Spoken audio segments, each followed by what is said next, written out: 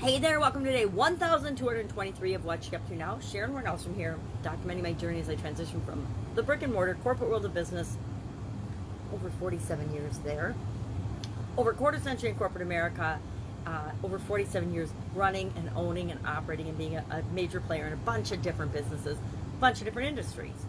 Some super duper successful, some I would say absolute busts, or I hate to say failures because I like to think of failure as a stepping stone, but they would definitely be considered a failure by most measurements, most terms.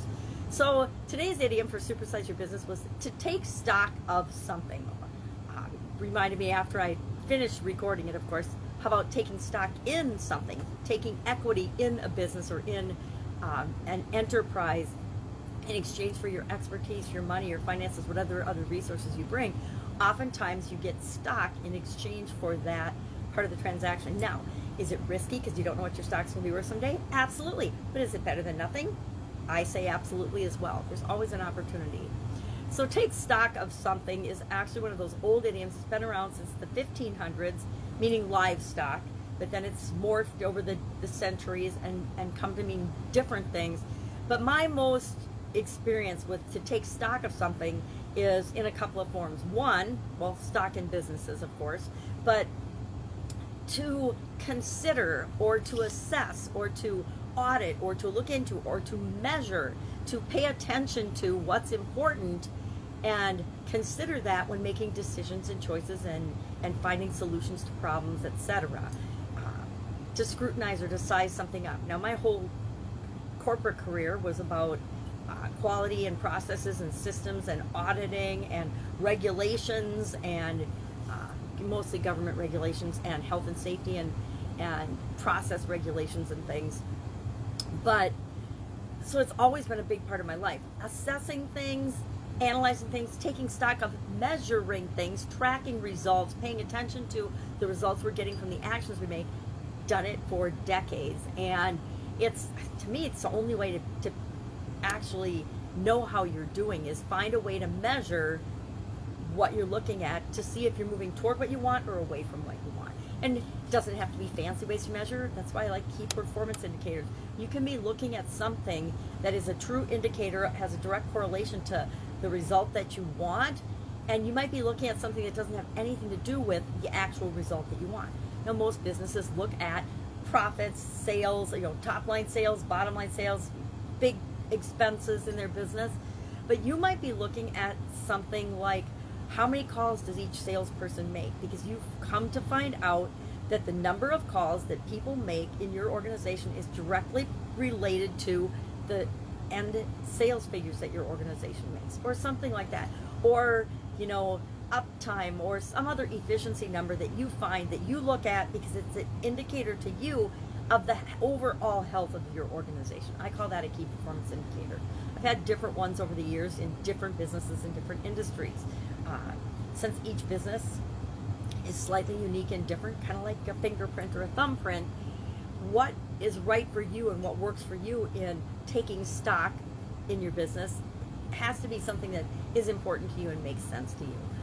We want to make sure that it is something that's a real indicator, though, not something that's just something that we like to do and are interested in. I know a lot of online marketers who pay attention to numbers that don't really matter, like their ad spend. Now, they're not looking for the rate of return on their ad spend. They're just looking at how much they spend and bragging about spending millions of dollars a month on impressions or ads or whatever they're doing.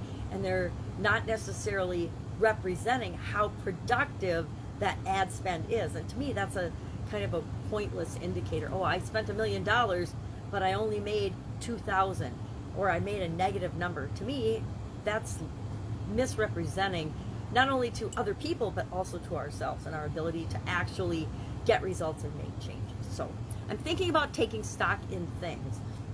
I like to about once a year do a personal inventory, which is a form of taking stock in myself. What am I doing? What am I working on? How is it going? And I give myself my own really performance review about what am I doing and how is it going. And the truth is, we are always way harder on ourselves than anyone else on the planet would ever be on us. And so I think it's a good exercise I balance it with feedback from other people as well, but I like to take stock and say, okay, how am I doing in these 9? This year it's 9 core areas of my life. Scale of 1 to 10, how do I think I'm doing? I do it at the beginning of the year and at the end of the year, and several times throughout the year, to just make sure that what I'm doing and broken down for my goals is actually moving me toward what I want. Have I ever been in the middle of a year and figured out, oh my God, I'm totally on the wrong road. This is not going to take me where I want to go, and I had to course correct? Absolutely. I had to shut down whole businesses because they were not going in the direction that I wanted and needed them to go in order for them to be viable and me to invest my time and energy and resources in them. So taking stock in things, great idiom, great expression, really like it. Love to know your experience with it. Our 365-day challenge, all about you, all about me, getting to know ourselves by using the little journal book, do one thing every day that centers you. Every day we pop in and I just share what the activity, sometimes it's an activity or a process chart, sometimes it's a fill in the blanks, like today it's a saying and then it asks you a couple of questions about the saying. It says, go to the pines if you want to learn about the pine. And I read the person who said its name, Matsuo Basho. I have no idea how to pronounce that. But then, what did we learn today? What did I learn today? And how did I go about learning it? And I shared that I learn something every day because I do a daily idiom. And sometimes I've heard of the idioms before, but I know virtually nothing about where the majority of the idioms that I've researched over the last couple of years have come from. I think we're up to 900 and some idioms already. Now there's 25,000 in the English language alone, so it's not like we're going to run out. But it's a fun way. It's kind of like improv theater. It's a fun way for me to take stock of my mental capacity and figure out how to tie each of these expressions and idioms, which I've selected in all kinds of crazy ways. I love it the best when people recommend something to me and say, hey, can you look up and research the history of this particular expression or idiom? Those are my favorite, but the ones I pick myself, I pick for a variety of reasons. Originally started doing it out of a random book that was my kids when I was moving. That's what originally got me to do it, and I just have really enjoyed doing it. It's a fun brain, it keeps my brain active, right? We need activities, especially as we get older, that keep us thinking and on our toes, thinking about what things mean, what connections there are, what things and what experiences from our past are helpful in our current situation, or that should just stay the heck in the past because they're not helpful at all in our current situation. And we're like, thank goodness I don't ever have to go back there again. We all have situations like that. We all have had experiences like that.